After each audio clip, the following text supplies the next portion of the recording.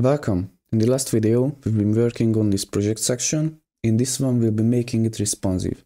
So if I press F12, start in the large laptop view and start shrinking it together, then you can see it gets smaller and smaller.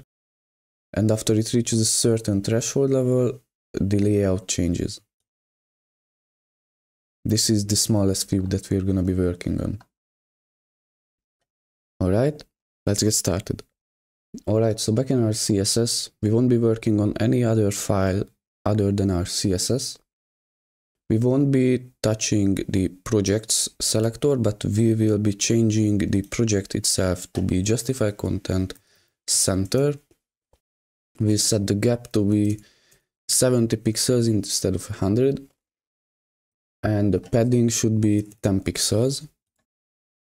As for the project description, we'll be setting its max width to be 40 pixels, sorry, 40%. And now the project image, we'll remove these, the box shadow can remain. We'll set its width to be 30 RAM units.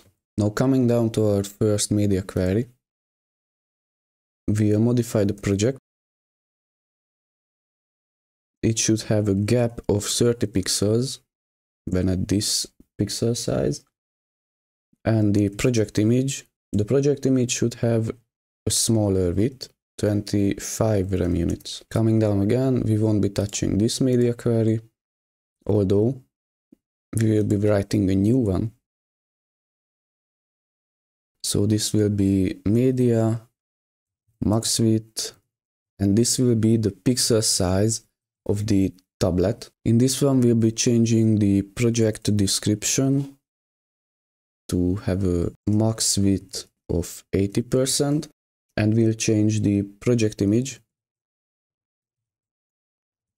This will have a width of 80% as well. Coming down in the last media query, we'll modify the project description.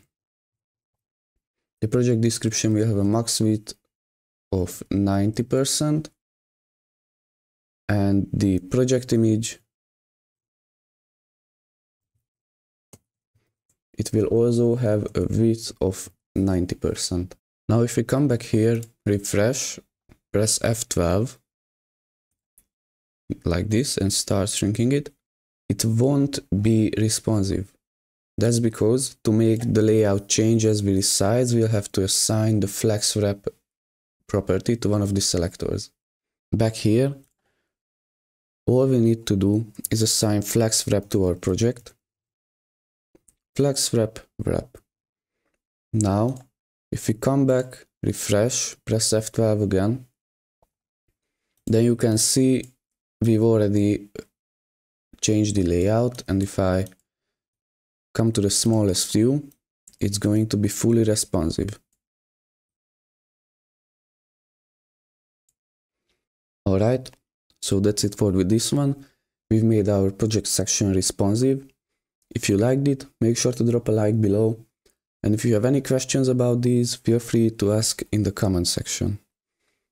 Now with that being said, I'll see you in the next one.